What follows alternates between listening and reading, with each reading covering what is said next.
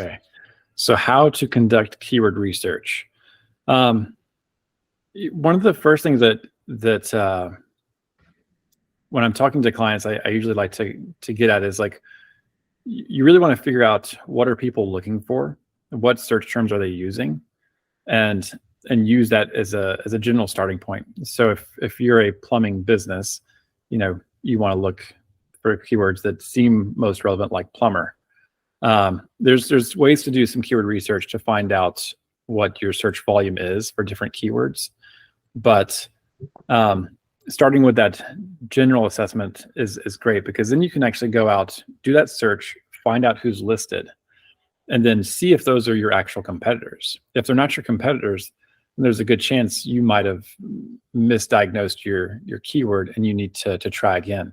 Or if you do know your direct competitors, you can put them in, you can go look at their website and see what terms they use to describe themselves, and then go throw those search terms into Google and then see if they come up, just to kind of verify that. I'm really big into verifying things. So just because we think we know what our target keyword is doesn't always mean that's the actual one that is producing results. So I always like to go back to Google, use that search term to find out, is that where the competitors are? Is that where I believe my site should be sitting alongside those results?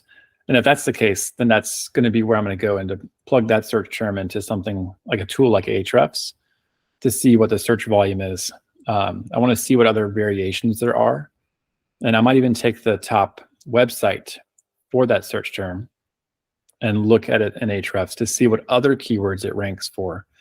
Because there's been many times where I thought I knew the top keyword, and then I'd go do some keyword research using different competitors, only to find out that that was like a secondary keyword. The primary keyword that was in that market had like double or triple the amount of traffic. And so had I only gone off my original assessment, I would have been missing out on significantly larger amounts of traffic. So going back and doing that research, finding out what other search terms are available when looking at competitors, those are some fantastic ways to really just verify that you have the right keyword, and then to also verify that the keyword that you're going after is the highest value keyword in that space. Now, a caveat on that is, like, when you want to consider a high value keyword, there's going to be a little bit of like, you are looking for search volume, but you're also looking for specificity, because the more specific you are with a keyword, we usually call that like a long tail keyword, that corresponds with a higher buyer's intent. Whereas shorter keywords, what will often have a much higher volumes, but are going to have a higher research intent.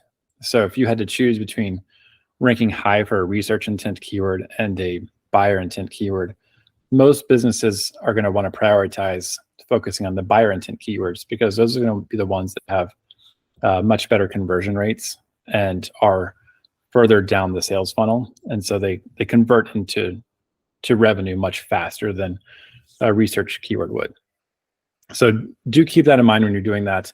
Just because it has a large volume doesn't necessarily mean it is the best keyword. In other words, like, I'm trying to think. Well, for example, if someone's searching for SEO, one word, 3 letters, they're in the research phase. They're trying to figure out what it is, but the search volume for it is going to be ridiculously high. Also with that, since no one's purchasing at that phase, you'd be spending money to rank for a keyword that does not have a direct revenue path to it.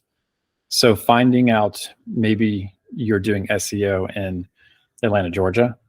And so Atlanta SEO, or Atlanta SEO consultant, or Atlanta SEO company, those are much longer keywords that have much higher buyer's intent, but they're also going to have a lot lower search volume. Those are going to be some of the things we would want to look at when we're doing keyword research, because those are probably going to be a much better fit for our primary keyword than something so broad as SEO.